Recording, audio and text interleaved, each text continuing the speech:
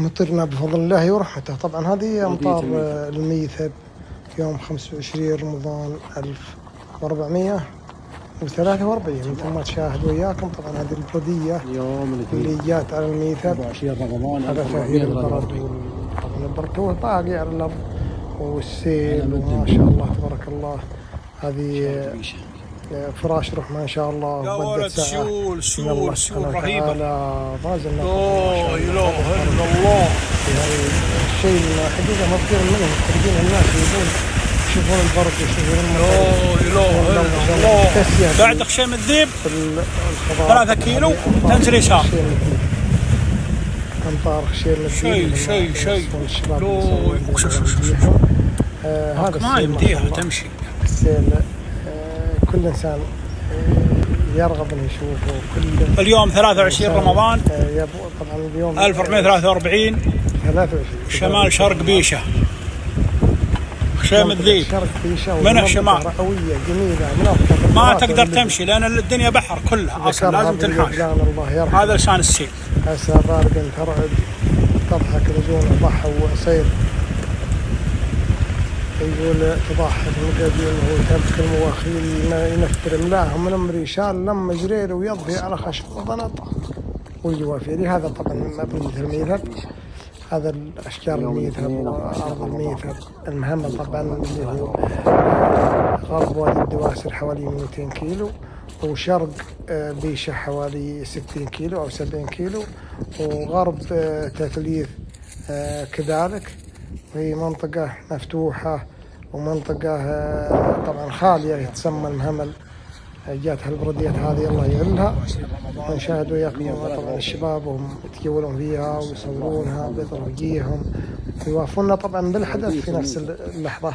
هذا الشيء جميل أن الأمطار الوقتية هذه لازم يصير عندك ناس في كل مكان. فإحنا حرصنا على أن ننقل الشباب ونشكرهم حقيقة على سرعة ما شاء الله تبارك الله. هذا قبل المغرب في الميثب. شوف الأرض كلها بيضاء تقول عبلة ما شاء الله تبارك الله. سيول قرية الوهابة بسرات عبيدة. هذا وادي السروي يوم 24 رمضان 1443. اللهم زد وبارك. حياك لك الله وجهك. اللهم زد وبارك يا حي قيوم. انتقلنا طبعا للمهمل ويبدو لي للسيدان. هذه جبال السيدان وهذه عزبة زنيفر ابن تركي الشهراني بيض الله وجهه. تصورنا السير وصورنا طبعا الحاجات الوقتية هذه في ذروة المهمل جنب جبال السيدان. جبال السيدان جبال معروفة ومن سلسلة الجبال المعروفة في منطقة هذه الميثب. موسيقى الصحراء هذه موسيقى الصحراء صوتها للبل بعد المطر. بعد المطر تجفل وتكش وتبغى عزبتها اللي بعيد من عزبتها تبغى عزبتها في صاحبها طبعا كذا. فهذا من الوديان طبعا اللي صوروها لنا الشباب ويبدو له في الهض. نعم هذه من الوديان اللي صورها الشباب بيض الله وجههم. طبعا نروح للجبال الحمراء جبال الهض وسيولها والعسالة. الهض طبعا كله بوجه عام.